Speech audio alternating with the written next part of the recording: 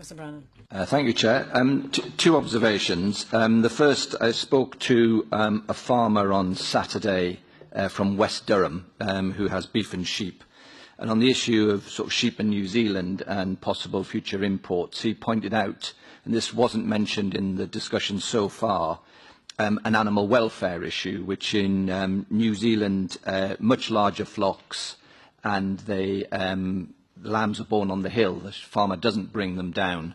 And as a result, there's a higher mortality rate amongst sheep and newborn lambs. And obviously some of those animals die in not very pleasant circumstances, painful deaths, because there's no farmer there to assist in the birth.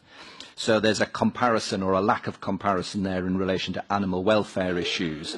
So his view was that sort of British lamb, therefore you could argue European lamb, is born at a much higher standard than maybe New Zealand lamb. That's an issue to think about. Animal welfare wasn't mentioned this morning. And then secondly, on the Brexit issue, clearly trade deals are by their very nature complicated. Brexit is complicated. Trade deals in the context of Brexit make things doubly complicated. And one of the issues which is likely to arise is the British government is going to be pretty desperate to sign up to some new trade deals outside of the European Union. Australia and New Zealand are obvious people to strike deals with. We speak the same language, we are related, etc.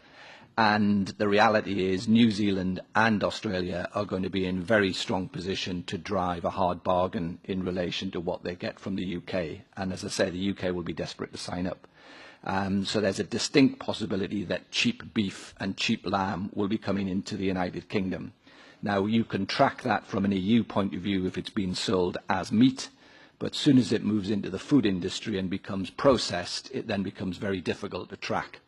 And therefore you're going to have a problem on the EU side is, are you going to have a split tariff system where processed beef and processed lamb products from the UK, if it's indigenous to the UK, come in at one tariff, and a different tariff if it's cheap beef coming via New Zealand and Australia through the UK into the EU market.